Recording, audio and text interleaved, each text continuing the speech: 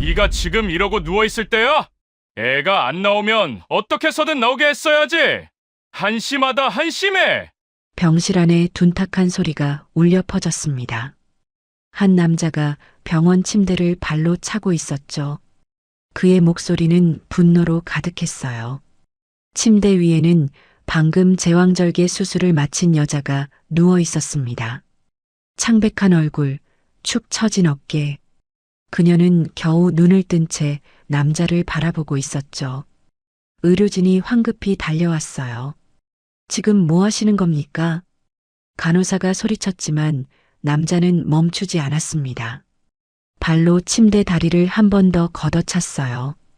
산부인과 의사가 그 장면을 똑똑히 목격했죠. 수술실 밖에서는 시어머니가 서 있었습니다. 하지만 그녀는 아들을 말리지 않았어요. 그저 고개를 돌렸을 뿐이었죠. 침대 위의 여자 그녀의 눈빛이 그 순간 완전히 변했습니다. 슬픔도 분노도 아니었어요. 그건 차가운 결심이었죠. 오늘의 이야기 시작 전에 잠시만 구독 버튼을 눌러주세요. 댓글로 시청하고 계신 곳을 알려주세요. 반갑게 인사드리겠습니다. 그럼 이야기 바로 시작하겠습니다. 서윤아가 28살이 되던 해였습니다. 그녀는 작은 회사에서 일하는 평범한 직장인이었어요. 박정우를 처음 만난 건 소개팅 자리였죠. 저는 화려한 거 별로 안 좋아해요. 소박하게 사는 게 좋죠. 정우의 말에 유나는 호감을 느꼈습니다. 요즘 같은 세상에 검소한 남자라니 참 보기 드물다고 생각했어요. 두 사람은 석 달 만에 결혼을 결정했죠. 결혼식은 작은 예식장에서 조촐하게 치러졌습니다. 하객도 많지 않았어요. 양가 가족과 친한 친구 몇 명이 전부였죠. 주례 선생님이 말했습니다. 이제 신랑은 신부에게 반지를 끼워주시기 바랍니다. 정우가 주머니에서 작은 케이스를 꺼냈어요. 유나는 가슴이 두근거렸죠. 하지만 케이스를 열자 그녀는 살짝 당황했습니다. 반지가 하나뿐이었거든요. 그것도 아주 얇은 은 실반지였어요. 이거면 충분해. 사치 안 해도 돼. 우리 둘이 잘 살면 되잖아. 정우가 웃으며 말했습니다. 유나는 고개를 끄덕였어요. 그래, 반지가 뭐 그리 중요해. 마음이 중요하지.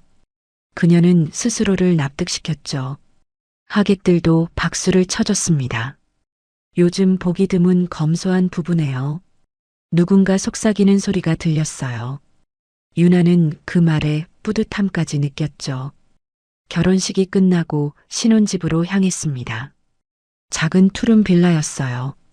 여기서 우리 알콩달콩 살자. 정우가 말했죠. 유나는 행복했습니다. 하지만 그 행복은 오래가지 못했어요. 신혼 첫날 밤이었죠. 유나가 화장실을 다녀온 뒤였습니다. 물 한 번 내리는데 얼마나 드는지 알아? 정우가 갑자기 말했어요. 응? 그게 무슨... 수도세가 장난 아니거든. 한 번에 몇십 원씩 나가. 정우의 목소리에는 진지함이 묻어났죠. 유나는 어이가 없었지만 웃어넘겼습니다. 첫날이니까 긴장해서 그런가 보다. 다음 날 아침이었어요. 유나가 거실 불을 켜놓고 주방에 갔다가 돌아왔습니다. 불 왜 켜놨어? 정우가 짜증 섞인 목소리로 물었죠. 잠깐 나갔다 온 건데. 잠깐이라도 안 돼. 전기세 나온다고. 그는 불을 껐어요. 유나는 말문이 막혔습니다. 이 정도면 좀 심한 거 아닌가? 하지만 곧 생각을 고쳐먹었어요. 아니야, 신혼이니까 집안 살림에 신경 쓰는 거겠지.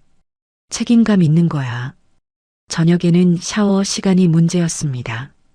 유나가 샤워를 하고 있는데 화장실 문을 두드리는 소리가 들렸어요. 물 너무 오래 틀지 마. 정우의 목소리였죠. 유나는 황급히 샤워를 마쳤습니다. 나와서 머리를 말리려고 드라이기를 켰어요. 드라이기도 전기 많이 먹어. 자연 건조 안 돼? 정우가 거실에서 소리쳤죠. 유나는 드라이기를 껐습니다. 머리를 축축한 채로 두고 잠자리에 들었어요. 다 우리를 위해서겠지. 그녀는 스스로에게 되뇌었습니다. 일주일이 지났어요. 유나는 퇴근 후 집에 돌아왔습니다. 현관문을 열자마자 정우가 다가왔어요. 손에는 계산기를 들고 있었죠. 이번 달 전기세 나왔어. 지난달보다 1,000원 올랐네. 1,000원이요?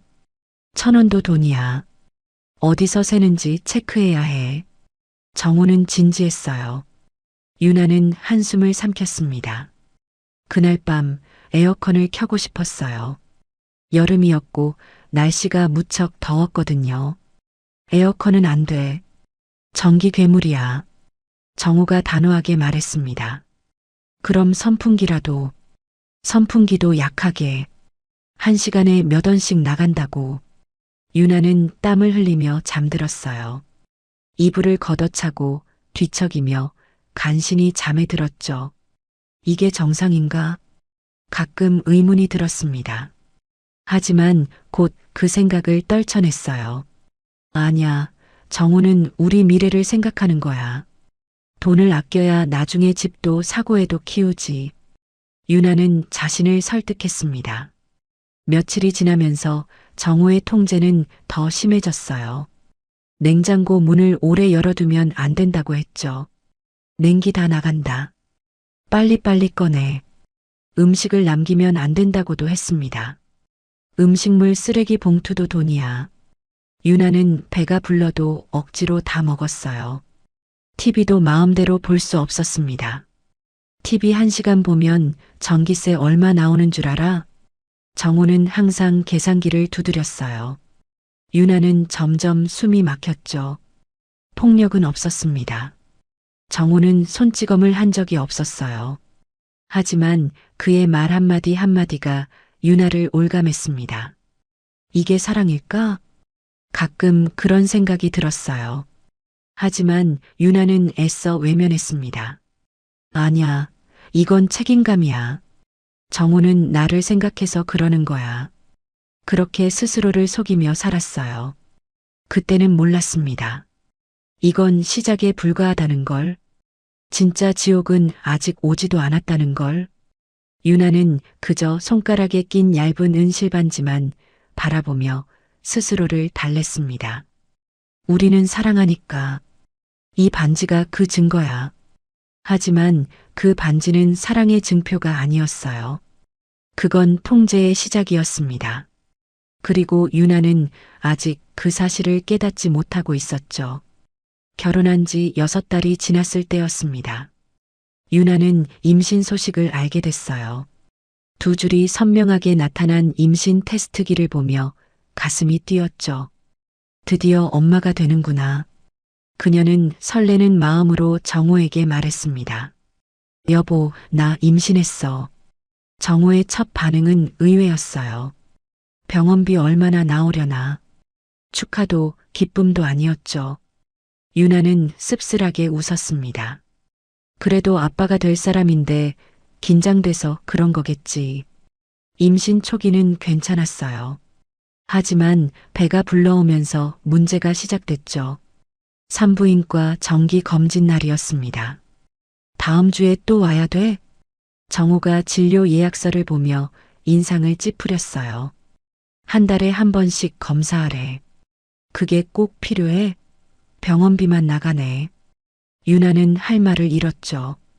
약국에서 임산부 영양제를 집었을 때였습니다. 정우가 가격표를 확인했어요. 이거 왜 이렇게 비싸?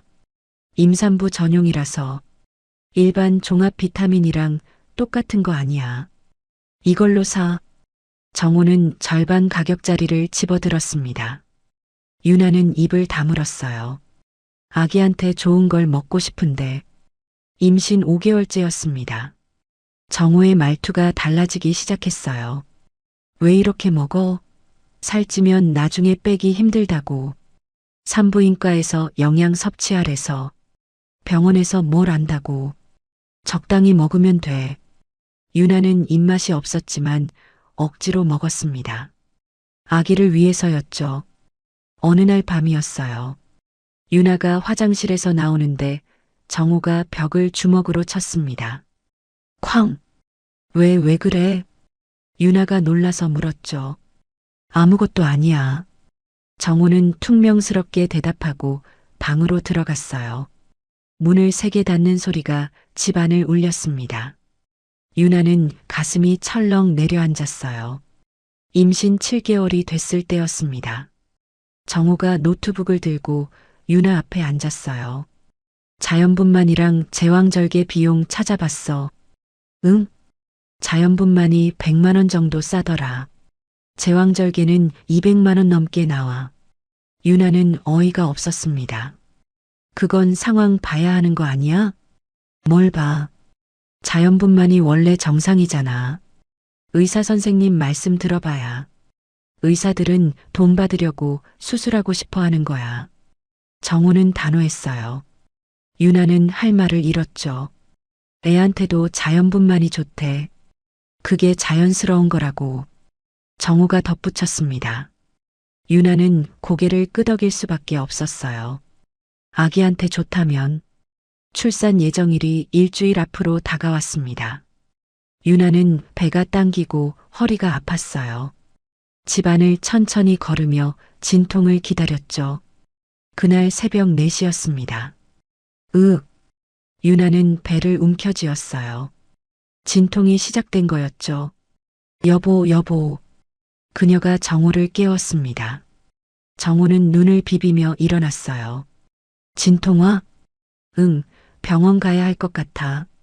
유나는 진통 사이사이 숨을 몰아쉬었습니다. 정우가 옷을 입으며 말했어요. 택시 부를까? 응, 빨리. 근데 밤할증 장난 아니거든. 유나는 귀를 의심했습니다. 지금 그게 중요해? 버스 타면 되잖아. 조금만 참아. 버스? 지금 새벽인데 버스가 어딨어. 첫 차고 둬. 1시간만 기다리면 돼. 정우는 이미 마음을 정한 듯 했어요. 유나는 믿을 수가 없었죠. 하지만 진통이 심해져서 말다툼할 힘도 없었습니다. 새벽 5시 두 사람은 버스 정류장에 나왔어요. 유나는 배를 부여잡고 정류장 의자에 앉았죠. 진통이 올 때마다 신음이 흘러나왔습니다. 정우는 옆에 서서 핸드폰만 보고 있었어요. 언제 와? 유나가 힘겹게 물었습니다. 10분 뒤래. 10분이 1년처럼 길었어요. 버스가 도착했을 때 유나는 거의 기어서 올라탔습니다. 버스 안 사람들이 놀란 눈으로 쳐다봤죠. 저기 산모분이신데 괜찮으세요? 기사님이 걱정스럽게 물었어요. 괜찮습니다. 병원 가는 중이에요. 정우가 대답했습니다. 유나는 좌석에 앉아 진통을 견뎠어요. 버스가 흔들릴 때마다 배가 더 아팠죠. 다른 승객들이 수군거렸습니다. 택시 타시지 왜 버스를? 저 정도면 위험한 거 아니에요? 유나는 수치심과 고통이 동시에 밀려왔어요. 정우는 무표정하게 창밖만 바라봤습니다. 버스는 신호에 걸리고 정류장마다 섰죠. 시간은 너무 느리게 흘렀어요. 1시간이 지났습니다. 유나는 온몸이 땀으로 젖어 있었어요. 진통 간격은 점점 짧아졌죠. 여보, 나 못 참겠어. 거의 다 왔어. 조금만. 정우의 목소리는 차가웠습니다. 1시간 30분이 지나서야 병원에 도착했어요. 유나는 비틀거리며 버스에서 내렸습니다. 응급실 입구까지 걸어가는 것조차 힘들었죠. 간호사들이 황급히 달려왔어요. 지금 진통 중이세요? 네, 1시간 반 전부터. 유나는 고개를 숙였습니다. 부끄러웠죠. 휠체어에 앉아 분만실로 향하면서도 눈물이 났어요. 이게 맞는 걸까? 그때는 몰랐습니다. 이건 시작일 뿐이라는 걸. 더 큰 악몽이 기다리고 있다는 걸. 분만실 문이 닫혔습니다. 유나는 침대에 누워 천장을 바라봤어요. 형광등 불빛이 눈에 들어왔죠. 간호사가 다가와 말했습니다. 힘내세요. 곧 아기 만날 수 있어요. 유나는 고개를 끄덕였어요. 하지만 마음 한편은 불안했죠. 자연분만 잘 될까? 의사 선생님이 들어왔습니다. 김도연이라는 이름표가 달려 있었어요. 산모분, 자궁이 아직 덜 열렸네요. 유도분만 시작하겠습니다. 유도분만이요? 진통 촉진제를 투여해서 출산을 돕는 거예요. 유나는 긴장했습니다. 정호는 분만실 밖 의자에 앉아 있었어요. 핸드폰 게임을 하고 있었죠. 오전 8시였습니다. 유도분만이 시작됐어요. 으윽, 진통이 몰려왔습니다. 처음에는 참을 만했어요. 하지만 점점 강해졌죠. 아, 유나는 침대 난간을 움켜쥐었습니다. 간호사가 등을 쓰다듬어줬어요. 호흡 크게 하세요. 후. 유나는 숨을 몰아쉬었죠. 온몸이 땀으로 젖어갔습니다. 10시가 됐어요. 2시간이 지났습니다. 자궁구 얼마나 열렸어요? 유나가 힘겹게 물었어요. 간호사가 확인하고 대답했습니다. 아직 4cm예요. 4cm요? 10까지 가야 하는 거 아니에요? 천천히 열리고 있어요. 조금만 더 힘내세요. 유나는 절망감이 밀려왔어요. 고작 2시간에 4cm라니. 정오가 지났습니다. 4시간째였어요.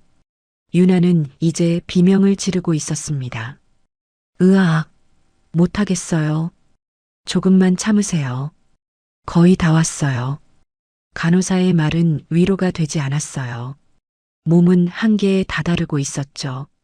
머리카락은 땀에 젖어 얼굴에 달라붙었습니다. 입술은 바짝 말라 갈라졌어요. 정호가 분만실 문을 열고 들어왔습니다. 언제 끝나? 그가 물었어요. 아직 모르겠어. 유나는 대답할 힘도 없었죠. 점심때 됐는데 밥 먹으러 나갔다 와도 돼? 정호의 질문에 간호사가 눈을 크게 떴습니다. 유나는 대답하지 못했어요. 진통이 또 밀려왔거든요. 정호는 알아서 나갔습니다. 오후 2시였어요. 6시간째였습니다. 선생님, 자궁구 몇 센티미터예요? 7이요. 겨우 7이었어요. 유나는 울고 싶었습니다. 3cm 더 열려야 하는데 몸은 이미 기진맥진했죠. 다리는 떨리고 손은 힘이 없었습니다. 오후 5시가 됐어요. 9시간째였습니다. 김도연 의사가 다시 들어왔어요. 산모님 힘들죠? 조금만 더 버티세요. 선생님, 제발 수술로 하면 안 될까요? 유나가 애원했습니다. 자궁이 9cm까지 열렸어요. 거의 다 왔으니까 조금만 더 힘내봐요. 의사는 격려했지만 유나는 한계였어요. 저녁 8시였습니다. 12시간이 지났어요. 유나는 더 이상 비명조차 지를 수 없었습니다. 신음만 흘러나왔죠. 의식이 몽롱해졌어요. 천장의 불빛이 흐릿하게 보였습니다. 간호사가 이마에 젖은 수건을 올려줬어요. 산모님, 정신 차리세요. 하지만 유나는 눈을 감았습니다. 이러다 죽는 건 아닐까? 밤 11시였어요. 15시간째였습니다. 김도연 의사가 심각한 표정으로 들어왔어요. 태아 심박 모니터를 확인했죠. 그의 표정이 굳어졌습니다. 아기 심박이 조금 불안정하네요. 간호사가 모니터를 가리켰어요. 여기 보세요. 패턴이 불규칙해요. 유나는 눈을 떴습니다. 뭐라고요? 아직 괜찮아요. 지켜보고 있을게요. 의사는 안심시켰지만 목소리에는 긴장이 묻어났어요. 자정이 지났습니다. 16시간째였어요. 유나는 반쯤 정신을 잃은 상태였습니다. 신음만 가까스로 내고 있었죠. 몸은 완전히 탈진했습니다. 새벽 2시였어요. 18시간째였습니다. 삐삐삐삐. 갑자기 태아 심박 모니터에서 경보음이 울렸어요. 간호사가 황급히 의사를 불렀습니다. 선생님, 심박이 떨어지고 있어요. 김도연 의사가 달려왔어요. 모니터를 보더니 얼굴이 창백해졌습니다. 심박수 분당 70까지 떨어졌어요. 산모님, 산모님. 의사가 유나를 흔들었어요. 하지만 유나는 제대로 반응하지 못했습니다. 새벽 3시였습니다. 19시간째였어요. 김도연 의사가 단호하게 말했습니다. 지금 당장 수술해야 합니다. 더 늦으면 위험합니다. 간호사가 정우를 불렀어요. 정우가 졸린 눈으로 분만실에 들어왔습니다. 왜요? 제왕절개 수술 동의서에 서명하셔야 해요. 간호사가 서류를 내밀었어요. 수술이요? 자연분만으로 하기로 했잖아요. 정우가 인상을 찌푸렸습니다. 김도연 의사가 끼어들었어요. 아기 심박이 위험 수준입니다. 지금 안 하면 정말 큰일 납니다. 그래도 보호자분, 의사의 목소리가 커졌습니다. 산모와 아기 둘 다 위험한 상황이에요. 지금 결정하셔야 합니다. 정우는 마지못해 서명했어요. 수술비는 지금 그게 중요합니까? 간호사가 소리쳤죠. 유나는 수술실로 옮겨졌습니다. 차갑고 밝은 불빛 아래였어요. 마취 주사가 들어갔습니다. 산모님, 곧 끝나요. 조금만 참아요. 의사의 목소리가 들렸어요. 유나는 눈을 감았습니다. 아기 제발 무사하길. 수술이 시작됐어요. 칼이 배를 가르는 감각은 없었지만 압박감은 느껴졌습니다. 응애. 아기 울음소리가 들렸어요. 축하드려요. 건강한 아들이에요. 간호사가 말했습니다. 유나는 겨우 입가에 미소를 지었어요. 살았구나, 우리 아기. 하지만 그 미소는 오래가지 못했습니다. 곧 닥치리를 아직 모르고 있었으니까요. 19시간의 지옥. 그건 끝이 아니었습니다. 진짜 악몽은 이제 시작이었어요. 수술이 끝났습니다. 유나는 회복실로 옮겨졌어요. 온몸에 힘이 하나도 없었죠. 마취가 서서히 풀리면서 통증이 밀려왔습니다. 배에서 칼로 베인 자리가 쓰라렸어요. 간호사가 옆에서 상태를 체크했습니다. 산모님, 괜찮으세요? 유나는 가까스로 고개를 끄덕였어요. 입술이 너무 말라서 말이 나오지 않았죠. 물 드릴게요. 간호사가 물컵을 입에 대어줬습니다. 유나는 조금 마셨어요. 목구멍으로 넘어가는 물이 차갑게 느껴졌죠. 아기는요? 유나가 힘겹게 물었습니다. 신생아실에 있어요. 건강해요. 간호사가 웃으며 대답했어요. 유나는 안도의 한숨을 쉬었습니다. 다행이다, 우리 아기. 눈물이 흘러내렸어요. 기쁨보다는 안도감이었죠. 19시간의 지옥을 견뎌낸 대가였습니다. 정우가 회복실에 들어왔어요. 깼어? 그의 첫마디였습니다. 유나는 그를 바라봤어요. 아기 봤어? 응, 봤어. 정우는 무표정했습니다. 기쁨도 감동도 없었죠. 건강하대? 그렇대. 정우는 짧게 대답하고 핸드폰을 봤어요. 유나는 서운했지만 말하지 않았습니다. 피곤해서 그런 거겠지. 스스로를 위로했어요. 간호사가 유나를 병실로 옮기기 시작했습니다. 천천히 가요. 몸 조심하세요. 휠체어에서 병상으로 옮겨졌어요. 유나는 신음을 참으며 누웠습니다. 배의 통증이 심했죠. 정우는 병실 창가에 서서 밖을 바라보고 있었어요. 김도연 의사가 병실에 들어왔습니다. 산모님, 수술 잘 끝났어요. 감사합니다, 선생님. 유나가 고개를 숙였어요. 19시간이나 버티셨어요. 정말 고생 많으셨습니다. 의사의 목소리에는 진심 어린 위로가 담겨 있었어요. 정우가 돌아섰습니다. 그런데 왜 그렇게 오래 걸린 거예요? 그가 물었어요. 의사가 당황한 표정을 지었습니다. 산모마다 출산 과정이 다릅니다. 어쩔 수 없는 일이에요. 근데 결국 수술했잖아요. 정우의 목소리가 날카로워졌어요. 처음부터 수술했으면 이렇게 오래 안 걸렸을 텐데. 보호자분께서 자연분만을 원하셨잖습니까? 의사가 차분히 대답했습니다. 그건 그렇지만 정우는 말끝을 흐렸어요. 뭔가 불만이 가득한 표정이었죠. 의사는 더 이상 대꾸하지 않고 나갔습니다. 병실에는 유나와 정우만 남았어요. 정우가 침대 옆으로 왔습니다. 수술비 얼마 나왔대? 몰라, 아직 안 물어봤어. 유나가 힘없이 대답했어요. 100만 원은 더 나올 거야. 자연분만으로 했으면 안 그랬을 텐데. 정우는 중얼거렸습니다. 유나는 아무 말도 하지 못했어요. 내 잘못이라는 거야? 가슴이 답답했죠. 시간이 흘렀습니다. 유나는 잠깐 눈을 붙였어요. 너무 피곤했거든요. 얼마나 잤을까요? 유나는 겨우 눈을 떴습니다. 시야가 흐릿했어요. 천장이 빙글빙글 돌았죠. 신음이 흘러나왔습니다. 정우가 침대 옆에 서 있었어요.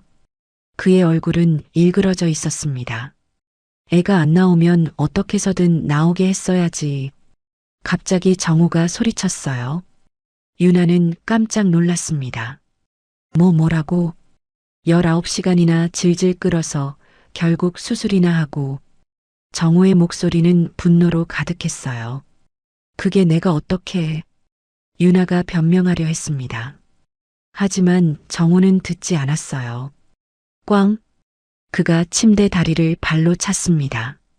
침대 전체가 흔들렸어요. 유나는 배를 움켜쥐었죠. 수술 부위가 욱신거렸습니다.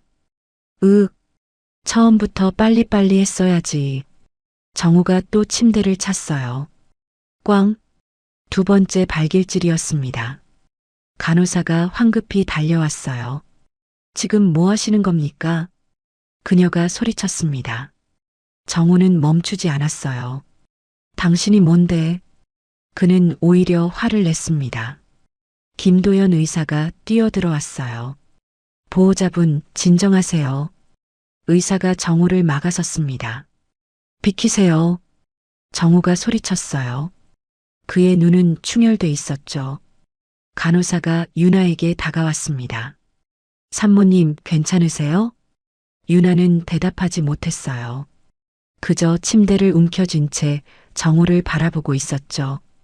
그 순간이었습니다. 유나의 눈빛이 완전히 변했어요. 슬픔도 놀람도 아니었습니다. 그건 차가운 결심이었죠. 이 사람과는 더 이상 못 살아. 마음속 깊은 곳에서 무언가 끊어지는 소리가 들렸어요. 정우는 여전히 소리치고 있었습니다. 내가 낸 돈이 얼만데? 의사가 단호하게 말했어요. 지금 당장 나가시지 않으면 보안팀을 부르겠습니다. 정우는 이를 갈았습니다. 하지만 결국 병실을 나갔어요. 문을 쾅 닫는 소리가 복도에 울렸죠. 간호사가 유나의 손을 잡았습니다. 산모님 많이 놀라셨죠? 유나는 고개를 끄덕였어요. 눈물이 주르륵 흘러내렸습니다. 김도연 의사가 진지한 표정으로 말했어요. 방금 상황 제가 다 봤습니다. 기록으로 남겨두겠습니다. 네, 나중에 필요하실 수도 있으니까요. 의사의 말에는 깊은 뜻이 담겨 있었어요. 유나는 그제야 이해했습니다. 증거 남겨주시겠다는 거구나. 간호사도 고개를 끄덕였어요. 저도 목격했어요. 걱정 마세요. 유나는 감사했지만 동시에 부끄러웠습니다. 이런 꼴을 보이다니. 하지만 한편으로는 다행이었어요. 누군가 자신의 편이 되어준다는 게. 의사와 간호사가 나간 뒤였습니다. 유나는 혼자 남았어요. 병실은 조용했죠. 아기 울음소리가 멀리서 들려왔습니다. 우리 아기. 유나는 손가락에 은 실반지를 내려다봤어요. 그 반지가 이제는 족쇄처럼 느껴졌습니다. 이혼해야 해. 처음으로 그 단어가 머릿속에 떠올랐어요. 두렵지만 더 이상 참을 수 없었습니다. 19시간의 고통, 수술대 위의 공포, 그리고 지금 이 폭력. 유나는 모든 걸 견뎌냈어요. 하지만 이제는 끝이었습니다. 마음속 어딘가에서 작은 목소리가 들렸어요. 이제 그만. 너 자신을 지켜. 유나는 천천히 눈을 감았습니다. 내일부터는 달라질 거예요. 더 이상 속지 않을 거예요. 이 결심만은 절대 꺾이지 않을 것입니다. 퇴원 날이었습니다. 유나는 아기를 안고 집으로 돌아왔어요. 작은 투룸 빌라. 예전에는 따뜻하게 느껴졌던 집이었죠. 하지만 이제는 감옥 같았습니다. 정호는 아기를 쳐다보지도 않았어요. 기저귀 값 한 달에 얼마나 나가려나. 그의 첫마디였습니다. 유나는 아무 대꾸도 하지 않았어요. 이틀이 지났습니다. 유나는 결심을 굳혔죠. 저녁 식사 후였습니다. 우리 이혼해요. 유나가 조용히 말했어요. 정호는 TV를 보다가 고개를 돌렸습니다. 뭐? 이혼하자고요. 유나의 목소리는 떨리지 않았어요. 정호는 웃음을 터뜨렸습니다. 갑자기 무슨 소리야? 갑자기가 아니에요. 더 이상 못 살겠어요. 유나는 단호했죠. 정호의 표정이 굳어졌어요. 이혼? 위자료는 못 줘. 그렇게 해. 그가 비웃듯 말했습니다. 위자료 필요 없어요. 그냥 갈라서요. 애는 제가 키울게요. 유나의 대답에 정호가 코웃음을 쳤어요. 내가 애를 어떻게 키워? 돈도 없으면서. 그건 제가 알아서 할 일이에요. 정호는 자리에서 벌떡 일어났습니다. 진짜 미쳤네. 애 낳더니 정신이 나갔어? 그의 목소리가 커졌어요. 유나는 아기를 꼭 안았습니다. 욕하지 마세요. 욕? 이게 욕이야? 정호가 탁자 위에 리모컨을 집어던졌어요. 퍽! 리모컨이 벽에 부딪혀 떨어졌습니다. 배터리가 튀어나왔죠. 당신 지금 뭐 하는 거예요? 유나가 소리쳤어요. 닥쳐. 정호가 소파 쿠션을 바닥에 내팽개쳤습니다. 내가 얼마나 참았는데. 그는 거실을 휘저으며 물건들을 집어던졌어요. 유나는 아기를 안고 방으로 피했습니다. 문을 잠그고 등을 기댔죠. 밖에서는 여전히 요란한 소리가 들렸어요. 쾅! 탁! 한참을 그러다 조용해졌습니다. 유나는 숨을 고르며 아기를 달랬어요. 괜찮아, 괜찮아. 아기는 울지 않았습니다. 마치 상황을 아는 것처럼 조용했죠. 다음 날 아침이었어요. 초인종이 울렸습니다. 유나가 문을 열자 중년 여성이 서 있었어요. 시어머니 최경자였습니다. 어머니, 유나야, 들어가도 되겠니? 최경자는 들어왔어요. 거실의 어지러운 모습을 보더니 한숨을 쉬었습니다. 정호한테 들었어. 이혼하겠다고? 네, 어머니. 유나는 고개를 숙였어요. 애야, 남자가 실수 한 번 한 걸로 이혼이라니. 최경자가 말했습니다. 실수가 아니에요, 어머니. 뭐가 그리 대단한 일이라고. 최경자는 유나의 손을 잡았어요. 아이도 있는데 한 번만 눈 감아줘라. 어머니도 아시잖아요. 병원에서 무슨 일이 있었는지. 유나가 말했죠. 그건 정우가 너무 화가 나서 그런 거야. 원래 성격이 급해. 최경자는 아들을 감쌌습니다. 유나는 허탈했어요. 어머니, 저 정말 못 살겠어요. 애 때문에라도 참아야지. 이혼하면 내가 더 힘들어. 최경자의 말에 유나는 고개를 저었습니다. 지금도 충분히 힘들어요. 그때 정우가 방에서 나왔어요. 엄마 왔어? 그래, 왔다. 너 좀 진정해라. 최경자가 아들을 쳐다봤습니다. 정호는 소파에 털썩 앉았어요. 제가 뭘 잘못했어요? 유나가 이상한 거지. 그의 말에 최경자가 끼어들었어요. 유나야, 우리 정우 착한 애야. 너도 알잖니? 유나는 말문이 막혔습니다. 착하다고요? 그때 또 초인종이 울렸어요. 유나가 문을 열었습니다. 젊은 여자가 서 있었어요. 저기 박정호 씨 댁 맞죠?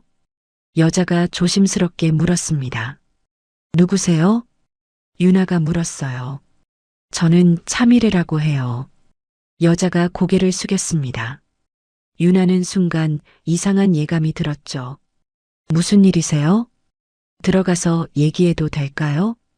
차미래가 유나를 보며 말했어요. 유나는 문을 열어줬습니다. 차미래가 거실로 들어왔어요. 정호는 소파에서 벌떡 일어났습니다. 너 왜 여기 와? 그의 얼굴이 창백해졌어요. 최경자가 의아한 표정을 지었습니다. 정호야, 저 사람이 누구니? 차미래가 먼저 말했어요. 저는 정호 씨 여자친구예요. 거실이 조용해졌습니다. 유나는 귀를 의심했어요. 뭐라고요? 사귄 지 1년 됐어요. 차미래의 말에 유나는 다리에 힘이 풀렸습니다. 소파에 주저앉았죠. 최경자가 아들을 쳐다봤어요. 정호야, 이게 무슨 소리야? 엄마, 그게 아니라. 정호는 변명하려 했습니다. 하지만 차미래가 계속 말했어요. 처음엔 몰랐어요. 이 사람이 결혼했는지. 나중에 알았죠. 그럼 왜 계속? 유나가 힘겹게 물었습니다. 헤어지려고 했어요. 근데 이 사람이 이혼하겠대요. 곧 할 거래요. 차미래의 목소리에는 원망이 담겨 있었어요. 그런데 거짓말이었죠. 이혼할 생각도 없었던 거예요. 정우가 소리쳤습니다. 너 지금 뭐 하는 거야? 뭐 하긴요. 진실 말하는 거예요. 차미래가 정우를 쏘아봤어요. 이 사람 말만 번지르르 하지 진짜 아무것도 안 해줘요. 그녀의 말에 유나는 씁쓸하게 웃었습니다. 차미래가 계속했어요. 데이트할 때도 제가 돈 더 많이 냈어요. 선물도 받은 적 없어요. 그건 정우가 말하려 했지만 차미래가 끊었습니다. 밥값도 반씩 내자고 하더라고요. 아니, 제가 더 냈죠. 정우가 차미래에게 다가갔습니다. 너 지금 나 망치려고 작정했지? 망치긴 뭘 망쳐요. 사실대로 말하는 거예요.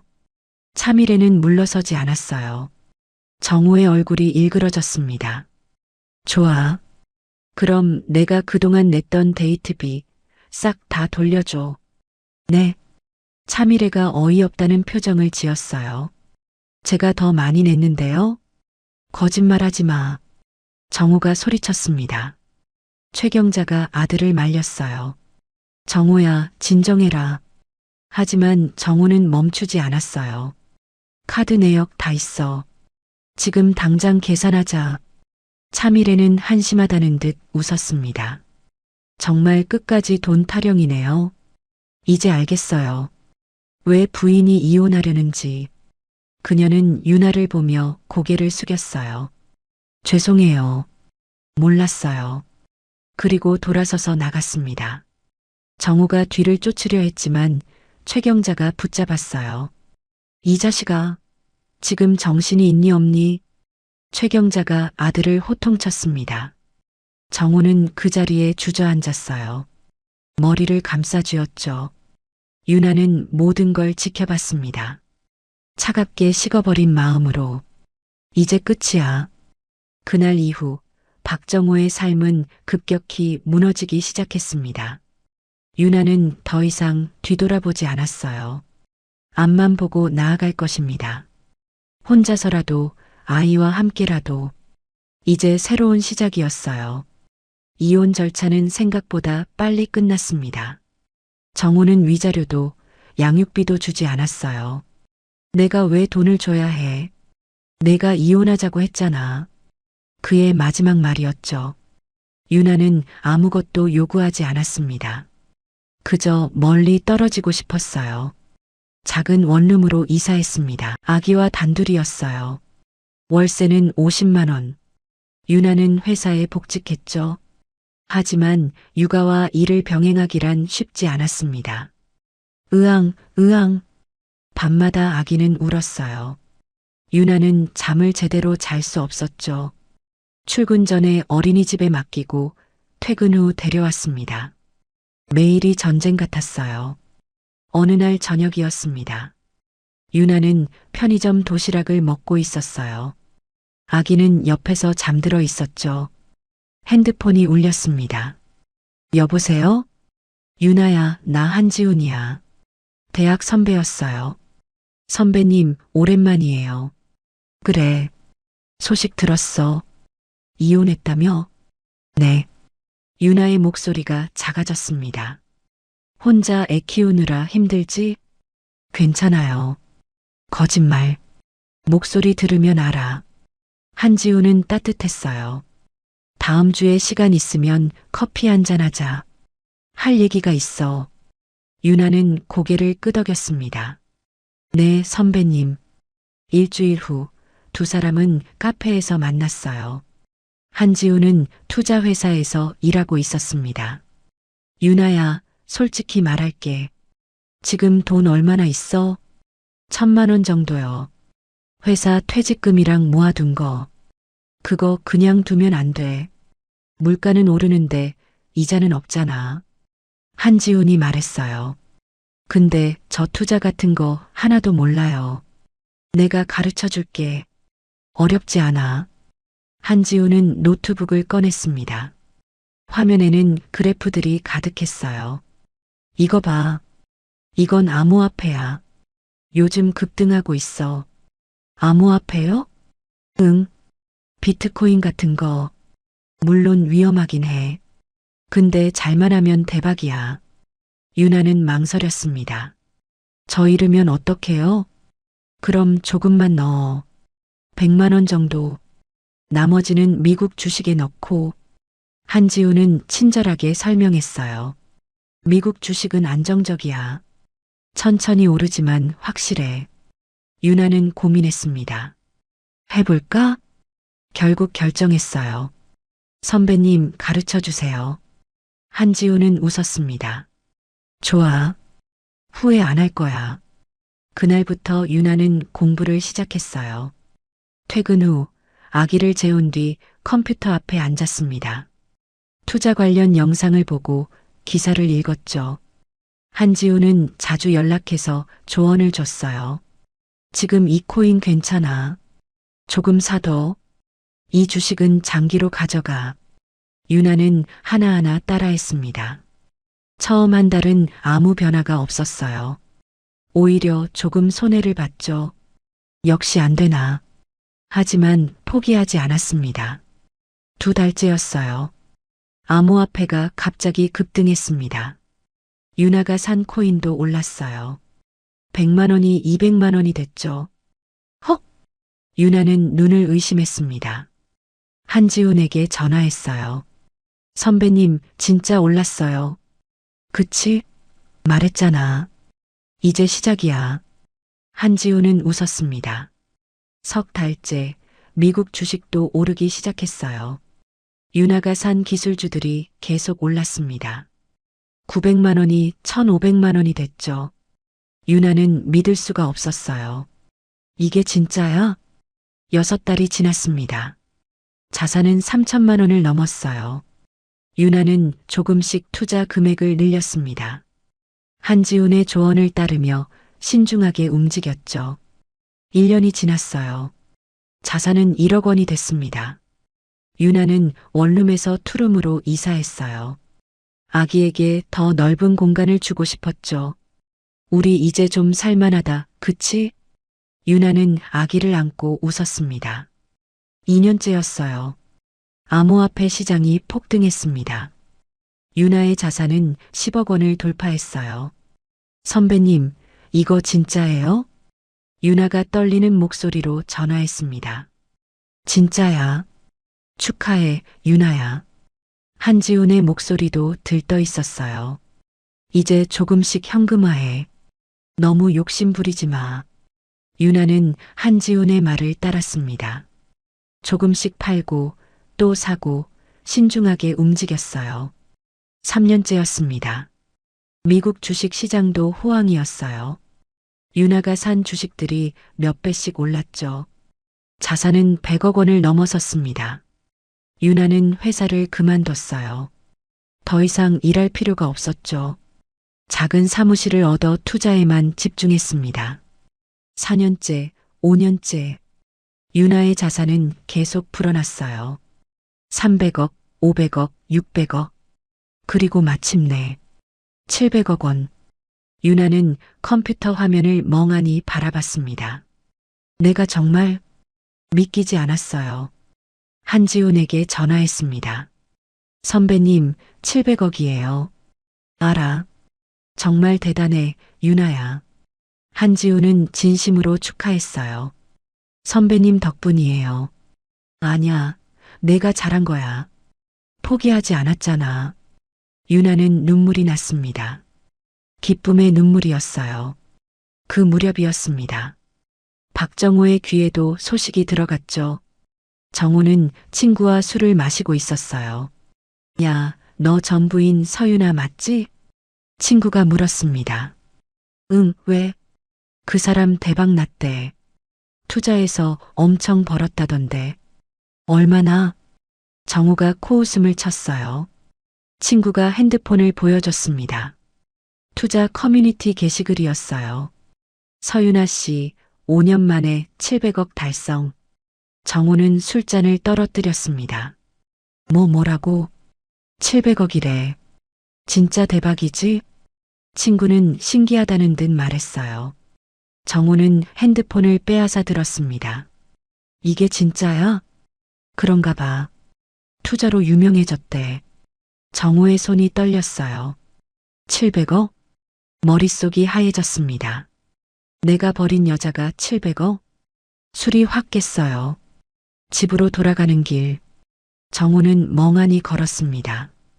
그때 이혼 안 했으면 후회가 밀려왔어요. 내가 위자료 줄 걸 그랬나? 아니, 애초에 잘해줄 걸 그랬나? 하지만 이미 늦었습니다. 유나는 이제 다른 세계에 있었어요. 정호가 절대 닿을 수 없는 곳. 그날 밤 정호는 잠을 이루지 못했습니다. 700억. 그 숫자가 머릿속을 맴돌았죠. 유나는 그 사실을 몰랐어요. 아니, 알아도 상관없었습니다. 이미 완전히 다른 삶을 살고 있었으니까요. 조용하고 평온하고 자유로운 삶. 그게 진짜 승리였습니다. 유나는 강남의 오피스텔로 이사했습니다. 아이는 이제 5살이 됐어요. 행복했습니다. 돈이 많아서가 아니에요. 자유로워서였죠. 어느 토요일 핸드폰이 울렸습니다. 모르는 번호였어요. 여보세요? 유나 씨 저예요. 박정호였습니다. 무슨 일이세요? 만나서 얘기 좀 할 수 있을까요? 할 얘기 없는데요. 제발요. 한 번만요. 정호의 목소리에는 절박함이 묻어 있었어요. 유나는 한숨을 쉬었습니다. 알겠어요. 오후 3시 카페. 정호는 초라한 모습이었어요. 옷은 구겨져 있고 수염도 제대로 안 깎았죠. 왔어요. 유나가 자리에 앉았습니다. 할 말 있으면 빨리 하세요. 정호는 머뭇거렸어요. 저 사업이 안 돼서요. 그게 저랑 무슨 상관이에요? 조금만 도와주면 안 될까요? 돈을. 유나는 어이가 없었습니다. 돈 빌려달라고요? 1억만요. 정호는 애걸했어요. 유나는 냉소를 지었습니다. 이혼할 때 위자료도 안 주셨잖아요. 양육비도 한 푼 안 주셨고요. 정호는 할 말을 잃었어요. 저는 가겠습니다. 유나가 일어났습니다. 다음 날 일요일 초인종이 울렸어요. 인터폰으로 확인하니 정우와 최경자였습니다. 유나는 망설였지만 문을 열었어요. 두 사람이 들어왔습니다. 앉으세요. 유나야, 우리 정우 좀 도와줄 수 없겠니? 최경자가 말했어요. 사업이 망했어. 빚도 많고. 유나는 표정을 바꾸지 않았습니다. 그게 저랑 무슨 상관이에요? 예전에 우리 가족이었잖니. 이혼했잖아요, 어머니. 유나는 단호했어요. 정우가 갑자기 일어섰습니다. 그리고 유나 앞에 무릎을 꿇었어요. 유나 씨 제발요. 유나는 눈을 크게 떴습니다. 내가 잘못했어요. 정말 잘못했어요. 정우의 목소리가 떨렸어요. 이혼만은 철회해줘요. 다시 결혼해줘요. 제발이요. 정우는 고개를 조아렸습니다. 최경자도 거들었어요. 유나야, 정우가 반성하고 있어. 한 번만 봐줘라. 유나는 두 사람을 내려다봤습니다. 저는 다시는 그때로 돌아가고 싶지 않아요. 정우가 애원했어요. 하지만 유나는 고개를 저었습니다. 정우의 얼굴이 일그러졌어요. 분노가 치밀어 올랐죠. 좋아요. 그럼 돈이라도 줘요. 결혼할 때 내가 결혼식 장비 다 내가 내지 않았냐? 정우가 고함쳤습니다. 그게 얼만데? 그것도 못 갚아줘요? 유나는 한심하다는 표정을 지었어요. 반지도 사줬고 신혼집 보증금도 냈고. 유나는 말없이 방으로 들어갔습니다. 서랍을 열어 은 실반지를 꺼냈어요. 거실로 돌아와 반지를 바닥에 던졌습니다. 딸그랑 작은 은 실반지가 바닥에 떨어졌어요. 이거 갖고 다시는 나타나지 마. 유나의 목소리는 얼음장처럼 차가웠습니다. 정우는 바닥의 반지를 바라봤어요. 손을 뻗어 주우려다 멈췄습니다. 최경자가 입을 열었어요. 유나야, 어머니도 가세요. 유나가 말을 끊었습니다. 예전에 병원에서 정우 씨가 뭘 했는지 기억하시죠? 최경자는 입을 다물었어요. 그때 어머니는 아무 말씀도 안 하셨어요. 최경자는 고개를 숙였습니다. 아무 반박도 할 수 없었죠. 정우가 벌떡 일어났어요. 좋아요. 당신도 결국 돈 때문에 변한 거잖아. 예전엔 착했는데 이제 돈 생기니까 이렇게 나오는 거지. 유나는 웃었습니다. 냉소적인 웃음이었어요. 착했다고요? 제가요? 그래. 순종적이고 말 잘 들었잖아. 유나는 고개를 저었어요. 그건 착한 게 아니라 길들여진 거예요. 당신한테 통제받고 억눌려서 그랬던 거예요. 정우는 할 말을 잃었습니다. 이제 가주세요. 다음엔 경찰 부를 거예요. 유나가 문을 열었어요. 정우와 최경자는 어쩔 수 없이 일어났습니다. 최경자가 바닥에 은 실반지를 주었어요. 유나야, 이거라도. 필요 없어요. 유나는 쳐다보지도 않았습니다. 두 사람은 문 밖으로 나갔어요. 쾅! 문이 닫히는 소리가 복도에 울렸습니다. 유나는 문에 등을 기댔어요. 깊은 숨을 내쉬었죠. 끝났어. 진짜로 끝났습니다. 유나는 창밖을 바라봤어요. 하늘은 맑았습니다. 아이가 방에서 나왔어요. 엄마, 누구 왔어? 아무도 아니야. 그냥 지나가는 사람.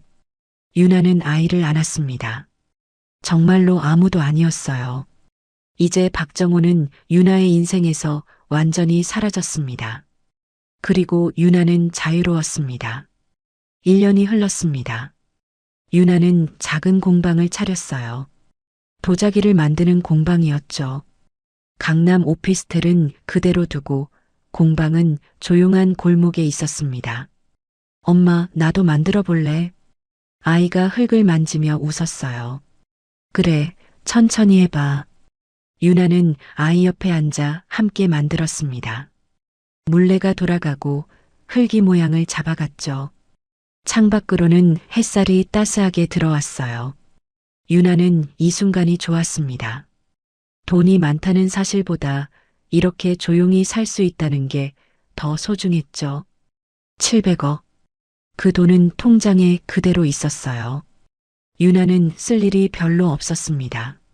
아이 교육비, 생활비, 공방 운영비. 그것만으로도 충분했죠. 화려한 옷도 비싼 차도 필요 없었어요. 그저 평범하게 살고 싶었습니다. 엄마, 이거 봐. 컵 만들었어. 아이가 자랑스럽게 보여줬어요. 유나는 웃으며 머리를 쓰다듬었습니다. 잘 만들었네. 말리고 나서 색칠하자. 응. 아이는 신이 나서 다시 흙을 만졌어요. 유나는 창밖을 바라봤습니다. 거리는 한산했죠. 가끔 사람들이 지나다니고 고양이가 골목을 걸었어요. 평화로웠습니다. 그때였어요. 낯익은 뒷모습이 보였습니다. 박정호였어요. 그는 공방 앞 골목을 천천히 걷고 있었죠. 유나는 눈썹을 찌푸렸습니다. 왜 여기 있지? 정호는 공방 앞에서 멈췄어요. 창문 너머로 안을 들여다보려 했습니다. 하지만 유나는 이미 블라인드를 내려놨죠. 정호는 한참을 서 있다가 천천히 걸어갔어요. 유나는 한숨을 쉬었습니다. 또 왔네. 이번이 처음이 아니었어요. 일주일 전에도 봤고 그 전주에도 봤습니다. 정호는 공방 근처를 맴돌고 있었죠. 하지만 들어오지는 못했어요. 유나가 절대 문을 열어주지 않았으니까요. 며칠 후였습니다. 유나는 아이를 유치원에 데려다주고 공방으로 향했어요. 골목 어귀에서 정호를 또 봤습니다. 그는 담배를 피우며 벽에 기대 서 있었죠. 옷은 여전히 낡았고 얼굴은 수척했어요. 유나는 그를 지나쳐 공방으로 들어갔습니다. 정호가 뒤를 돌아봤어요. 유나 씨. 그가 작게 불렀습니다. 하지만 유나는 대답하지 않았어요. 문을 열고 들어가 잠갔죠. 정호는 그 자리에 서서 공방을 바라봤습니다. 한참을 그러다가 고개를 떨구고 걸어갔어요. 유나는 블라인드 틈으로 그를 봤습니다. 연민도 분노도 느껴지지 않았어요. 그냥 아무 감정이 없었죠. 이제 정말 남이구나. 오후가 됐습니다. 유나는 도자기에 유약을 바르고 있었어요. 섬세하게, 조심스럽게. 이 작업이 좋았습니다. 집중하면 잡념이 사라졌거든요. 창밖에서 또 인기척이 났어요. 유나는 고개를 들지 않았습니다. 정호일 거라는 걸 알았죠. 발소리가 멈췄어요. 정호는 공방 창문 앞에 서 있었습니다.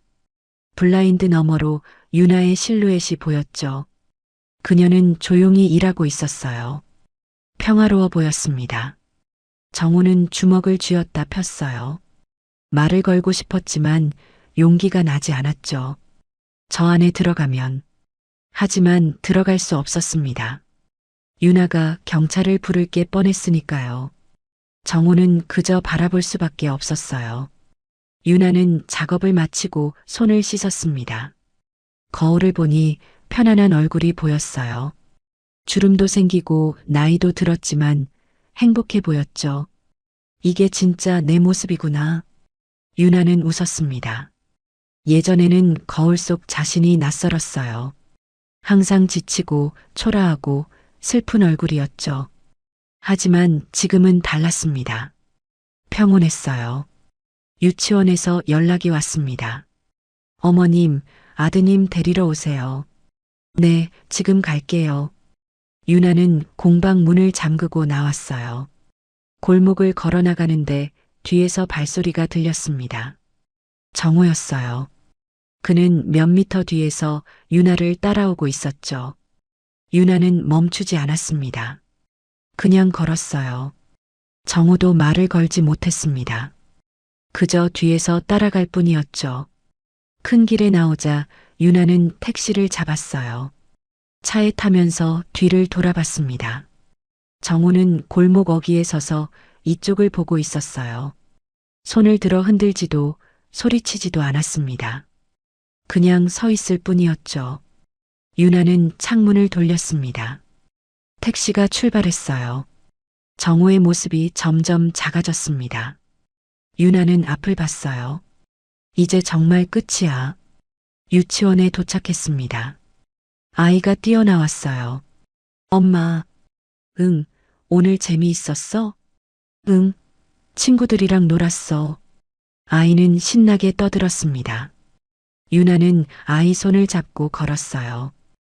햇살이 따뜻했습니다. 바람이 살랑 불었죠. 유나는 웃었어요. 진심으로 행복했습니다. 그날 저녁 유나는 아이와 함께 저녁을 먹었어요. 간단한 식사였지만 맛있었습니다. 엄마, 내일도 공방 갈 거야? 응, 갈 거야. 나도 갈래. 그래, 같이 가자. 아이는 웃었어요. 유나도 웃었습니다. 이 순간이 완벽했어요. 돈도 명예도 복수도 아니었습니다. 그냥 평범한 일상. 그게 진짜 행복이었죠. 한편 정호는 좁은 고시원 방에 앉아 있었어요. 창문도 작고 방도 좁았습니다. 벽에는 곰팡이가 피어 있었죠. 그는 핸드폰으로 유나의 공방 사진을 보고 있었어요. 인터넷에서 찾은 거였습니다. 서유나 작가의 도자기 공방. 기사 제목이 그렇게 적혀 있었죠. 정호는 핸드폰을 던졌습니다. 침대에 드러누웠어요. 천장을 바라봤습니다. 내가 왜 이렇게 됐지? 후회가 밀려왔습니다. 하지만 이미 늦었어요. 유나는 이제 다른 세계에 있었습니다. 정호가 절대 닿을 수 없는 곳. 그는 그저 멀리서 바라볼 수밖에 없었죠. 유나는 창밖의 밤하늘을 봤어요. 별이 반짝이고 있었습니다. 엄마, 저 별 예뻐. 아이가 가리켰어요. 그렇지? 정말 예쁘다. 유나는 아이를 안았습니다. 따뜻했어요. 이 온기가 진짜였습니다. 유나는 이제 과거를 돌아보지 않았어요. 앞만 보고 걸어갈 뿐이었죠. 박정호는 이미 유나의 인생에 없었습니다. 그는 그저 스쳐 지나간 과거일 뿐. 유나는 새로운 세계에 서 있었어요. 평온하고 자유롭고 행복한 세계. 그리고 그곳에는 정호가 들어올 자리가 없었습니다. 영원히. 끝까지 시청해 주셔서 감사합니다. 지금까지 사연 빛나는 밤이었습니다. 오늘도 행복한 하루 되세요.